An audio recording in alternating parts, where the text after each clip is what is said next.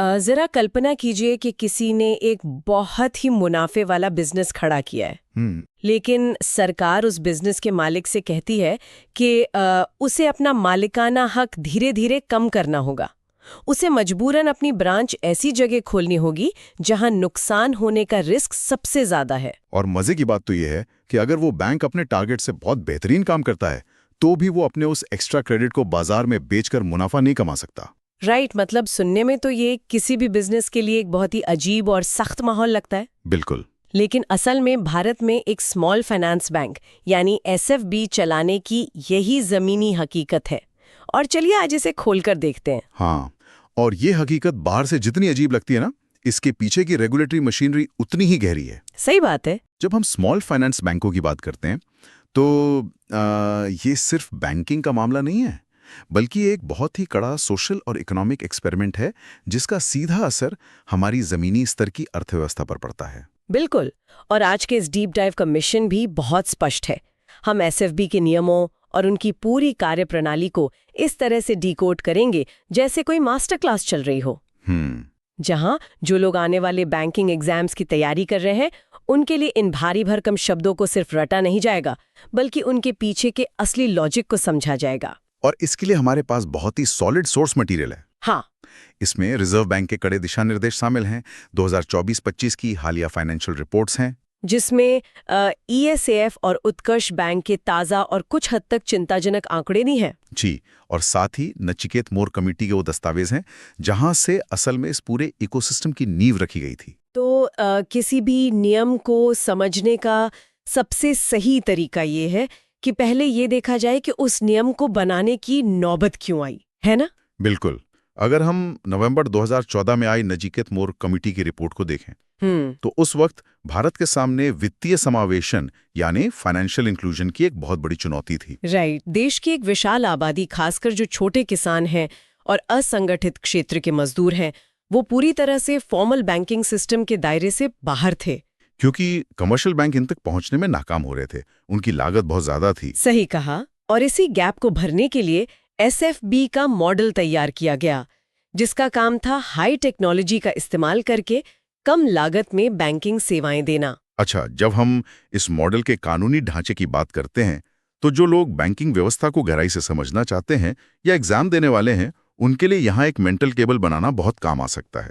एक structured approach. हाँ, इस टेबल के एक तरफ है एसएफबी का लाइसेंस, जो उन्हें बैंकिंग रेगुलेशन एक्ट 1949 के सेक्शन 22 के तहत मिलता है। राइट। और टेबल के दूसरी तरफ है इनका स्ट्रक्चर, जिसके लिए इनका कंपनीज एक्ट 2013 के तहत एक पब्लिक लिमिटेड कंपनी होना अनिवार्य है। लेकिन बात यहीं खत्म नहीं होती। बिल्कुल नहीं।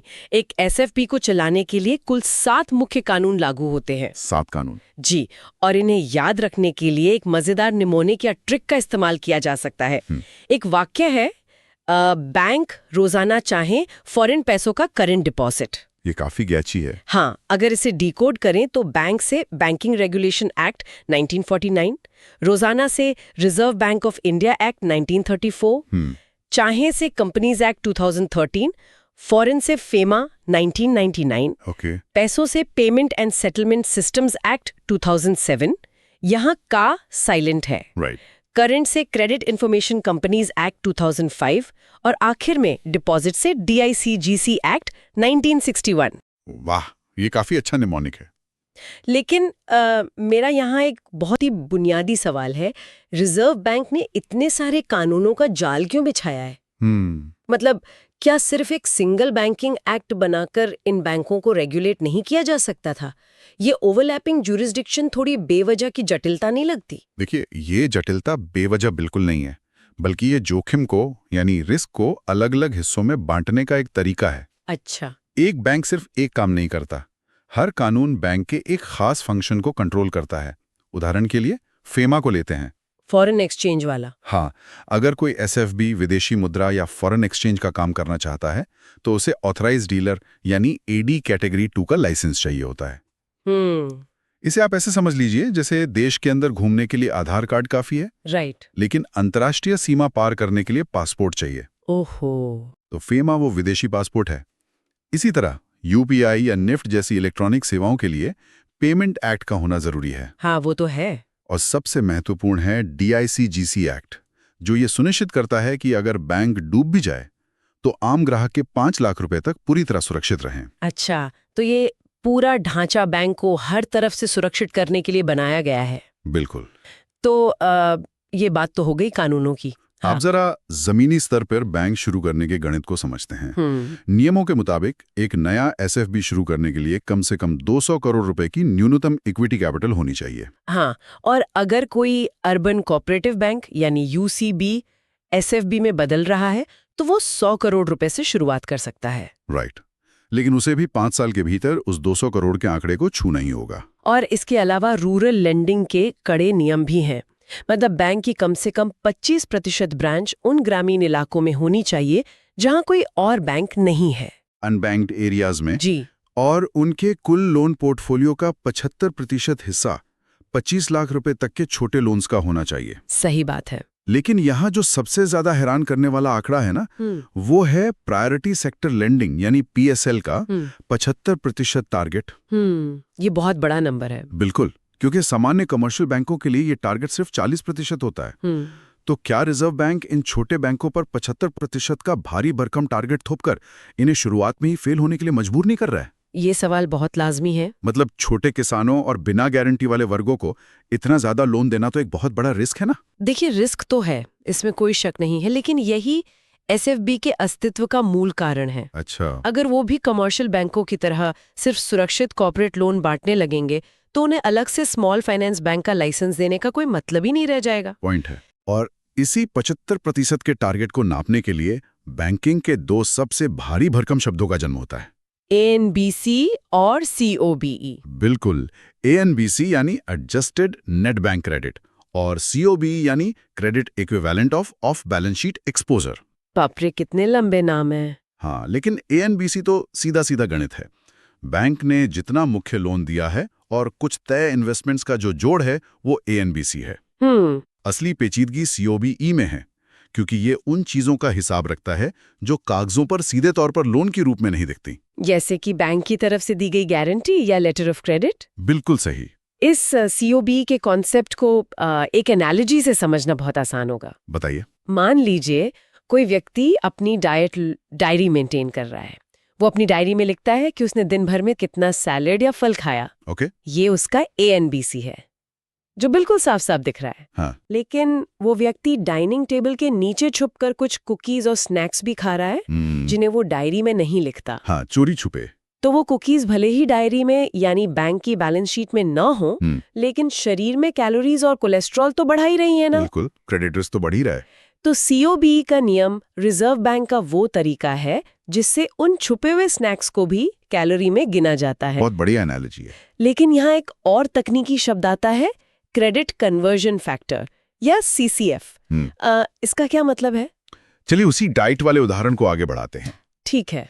मान लीजिए टेबल के नीचे 10 कुकीज रखी हैं। क्या वो व्यक्ति 10 कुकीज खा लेगा?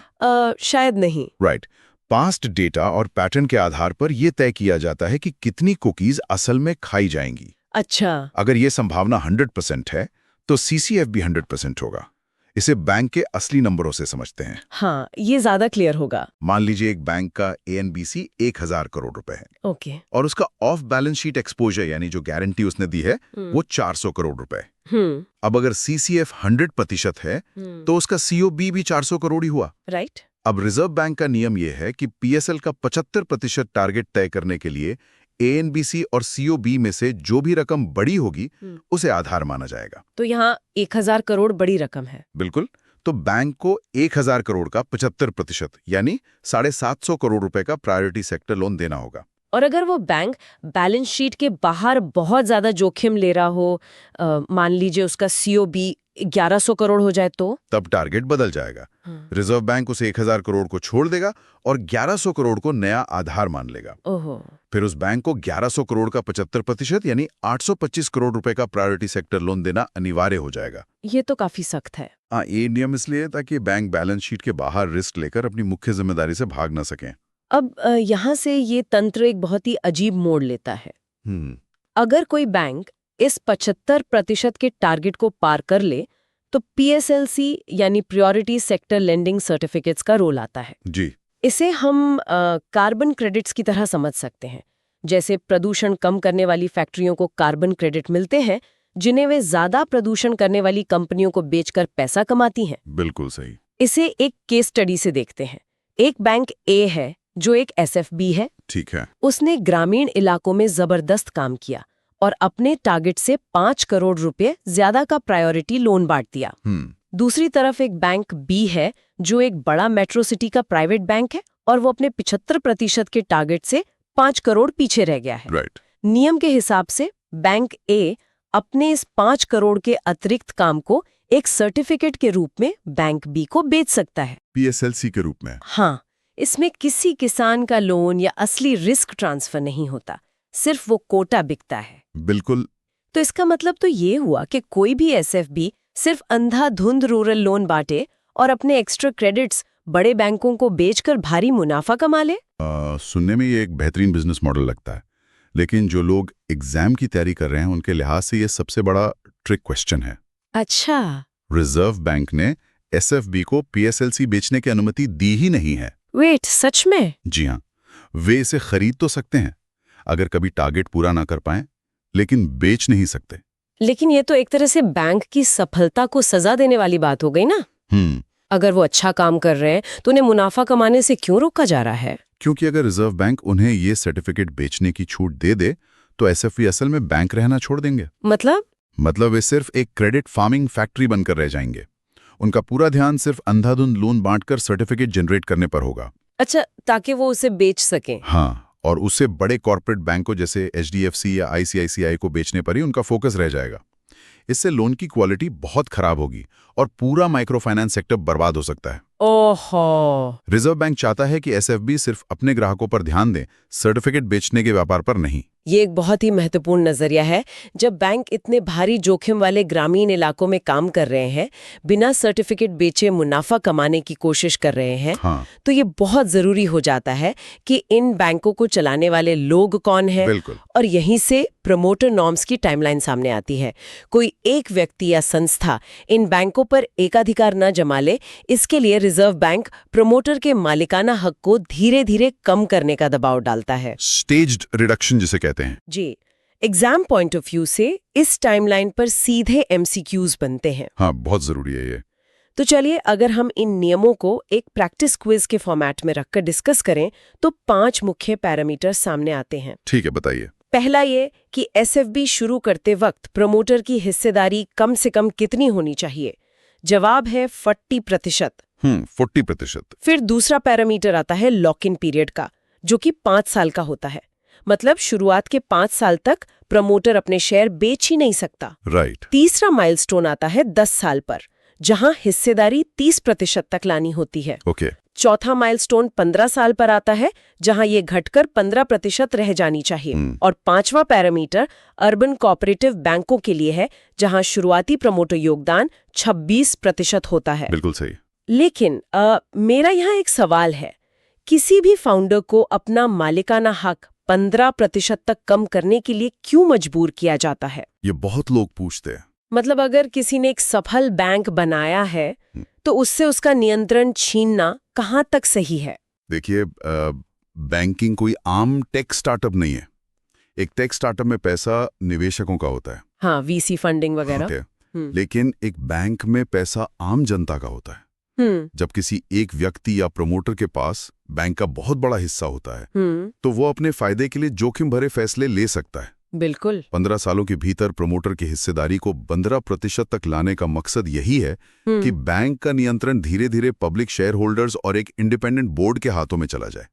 अच्छा, तो पावर डिस्ट्रीब्यूट हो जाए। हाँ, शुरुआत के 40% और 5 साल के लॉक इन से स्किन इन द गेम सुनिश्चित किया जाता है, ताकि प्रमोटर बीच में बैंक छोड़कर ना भाग सके। राइट। और बाद में डाइल्यूशन से सिस्टमैटिक मोनोपोली को तोड़ा जाता है। ये थ्योरी और नियम कागजों पर तो बहुत ही संतुलित लगते हैं। लेकिन जब बाजार में असल संकट आता है तो तस्वीर बदल जाती है। बिल्कुल बदल जाती है। अगर हम 2024-25 की हालिया फाइनेंशियल रिपोर्ट्स पर नजर डालें तो सच्चाई काफी तनावपूर्ण है। जी, ESF और उत्कर्ष के आंकड़े। हाँ, ESF स्मॉल फाइनेंस बैंक ने इसी वित्तीय वर्ष में 521 करोड़ रुपए का नेट लॉस रिपोर्ट किया है। बहुत बड़ा अमाउंट है। और इसी तरह उत्कर्ष बैंक के प्रॉफिट में भी 98.14% की भारी गिरावट दर्ज की गई है। ऑलमोस्ट पूरा प्रॉफिट वाइप आउट हो गया। बिल्कुल।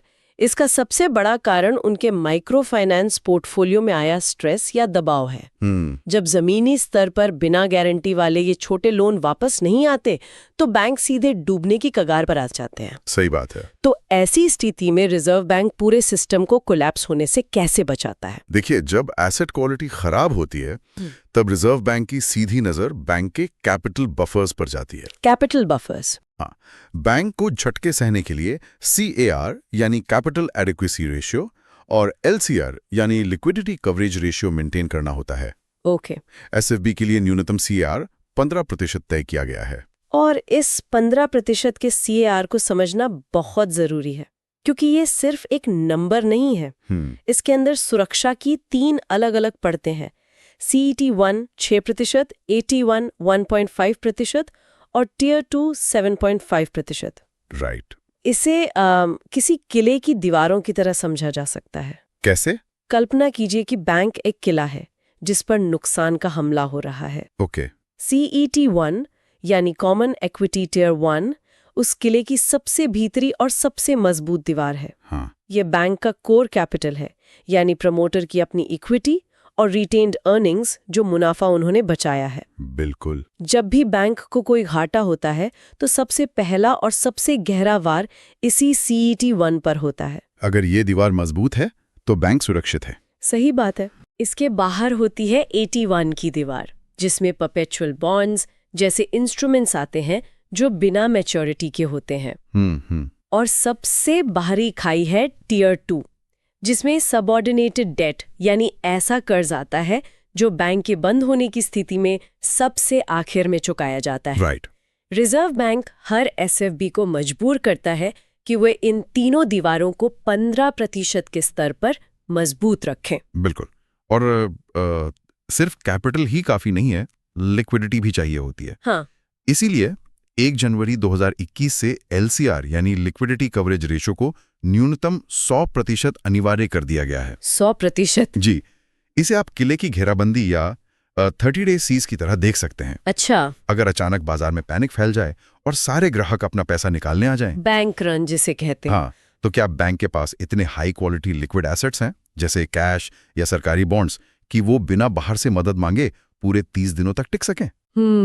100% LCR का मतलब है कि बैंक के पास इस 30 दिन के संकट को झेलने की पूरी क्षमता है। और इन्हीं कड़े नियमों यानी 15% CAR और 100% LCR का जमीनी असर ये हो रहा है कि चूंकि माइक्रो फाइनेंस लोन से काफी नुकसान हुआ है, इसलिए आने वाले 6 से 12 महीनों में 3-4 SFB को मजबूरन बाजार से नया कैपिटल जुटाना पड़ सकता है। बिल्कुल, ताकि बफर बना रहे। हाँ, ताकि वे अपने किले की दीवारों को रेगुलेटरी मानकों के हिसाब से मजबूत रख सकें। सही बात है। अब देखिए, इतनी सारी तकनीकी जानकारी, 7 अलग-अलग कानून, कैपिटल अनुपात और डाइल्यूशन की टाइमलाइंस, इन सबको एक साथ याद रखना किसी भी स्टूडेंट या प्रोफेशनल के लिए एक बहुत बड़ी चुनौती है। बहुत मुश्किल है। तो इन सारे कॉन्सेप्ट्स को दिमाग में बैठाने के लिए एक स्ट्रक्चर्ड डेली स्टडी शेड्यूल बनाया जा सकता है। चलिए वो भी डिस्कस कर लेते हैं। हाँ, डे 1 पर शुरुआत और कानूनों पर फोकस किया जा सकता है। ठीक है। इसमें नचिकेत मोर कमेटी का इतिहास और उन 7 कानूनों के निमोनिक बैंक रोजाना चाहें के जरिए हर एक्ट के पीछे के क्यों को समझना शामिल है। बहुत बढ़िया। डे 2 पे क्या करें? डे 2 को पूंजी और बफर्स के लिए रखा जाना चाहिए, जैसे 200 करोड़ का न्यूनतम कैपिटल, 15% का CAR और वो किले की दीवार वाला CET1 का कॉन्सेप्ट। साथ ही 4.5% लीवरेज रेशियो और 100% LCR के 30 दिन वाले नियम का विश्लेषण करना। तो ये काफी सॉलिड है। फिर आता है डे 3, जो पूरी तरह से कैलकुलेशन और ट्रिक्स को समर्पित होना चाहिए, जहां सब फंसते हैं। जी। इसमें वो डायरी वाले उदाहरण से ANBC और COB का गणित समझना, CCF का रोल देखना शामिल है। और वो सबसे बड़ी रेगुलेटरी ट्रिक भी। हाँ, कि SFB क्यों PSLC बेचकर मुनाफा नहीं कमा सकते, इस पर पकड़ बनाना बहुत जरूरी है। बिल्कुल। और आखिर में डे 4 पर प्रमोटर टाइमलाइन को देखा जा सकता है। वो 40 से 15 वाला। हाँ, कैसे 40% से 30% और फिर 15 साल में 15% तक का सफर तय होता है। और इसके पीछे सिस्टमैटिक मोनोपोली को रोकने का रिजर्व बैंक का लॉजिक क्या है? इस तरह एक लॉजिकल फ्लो में चीजों को देखने से ना सिर्फ तथ्य याद नहीं रहते, बल्कि पूरी बैंकिंग मशीनरी का डिजाइन समझ में आता है। राइट। जब हम इन सारे पहलुओं को एक साथ जोड़कर देखते हैं तो ये स्पष्ट हो जाता है कि स्मॉल फाइनेंस बैंक महज छोटे बैंक नहीं है। बिल्कुल नहीं। वे एक बहुत ही जटिल इकोसिस्टम का हिस्सा हैं, जिन्हें बिना गारंटी वाले वर्गों को लोन देने के भारी जोखिम के बीच अपने कैपिटल बफर्स को भी मेंटेन करना होता है। इसका सीधा मतलब ये है कि बैंकिंग सिर्फ पैसे का लेन देन नहीं है, ये पूरी तरह से नियम, अनुशासन और रिस्क मैनेजमेंट का खेल है। बिल्कुल। जब किसी छोटे व्यापारी या असंगठित क्षेत्र के मजदूर को 25 लाख रुपए से कम का कोई लोन मिलता है, तो वो सिर्फ एक साधारण ट्रांजैक्शन नहीं होता। उस एक लोन के पीछे नचिकेत मौर्य की सिफारिशें, 7 अलग-अलग कानूनों का जुरिस्डिक्शन, किले की दीवारों की तरह काम करने वाले कैपिटल बफर्स और दशकों की रेगुलेटरी नीतियां काम कर रही होती हैं। और रिजर्व बैंक की पूरी कोशिश यही रहती है कि चाहे ESAF या उत्कर्ष बैंक की तरह कोई भी शॉर्ट टर्म घाटा क्यों ना आए, बैंकों का ये ढांचा इतना मजबूत रहे कि आम जनता का भरोसा कभी न टूटे। सही कहा। इस पूरी चर्चा के अंत में ना एक ऐसा विचार सामने आता है जो किसी को भी गहराई से सोचने पर मजबूर कर देगा। वो क्या? हमने देखा कि रिजर्व बैंक SFB को उनके अतिरिक्त रूरल लोन के बदले PSLC बेचने से रोकता है। एक तरफ ये कहा जा सकता है कि ये सख्त नियम इन छोटे बैंकों के विकास और मुनाफे को रोक रहा है, उनके अच्छे काम को एक तरह से सजा दे रहा है। राइट। लेकिन दूसरी तरफ ESAF जैसे बैंकों के ताजा घाटे को देखते हुए यह तर्क भी दिया जा सकता है कि अगर इन बैंकों को क्रेडिट फार्मिंग फैक्ट्री बनने की खुली छूट दे दी जाती तो शायद आज पूरा माइक्रो फाइनेंस सेक्टर एक बहुत बड़े और जानलेवा संकट का सामना कर रहा होता। बिल्कुल। तो क्या कड़े रेगुलेशंस ग्रोथ के दुश्मन हैं, या फिर किसी भी कमजोरी को समय रहते पकड़कर पूरे सिस्टम को जिंदा रखने का इकलौता इलाज? ये सोचने वाली बात है। इस विरोधाभास के साथ आज का ये डीप डाइव यहीं समाप्त होता है।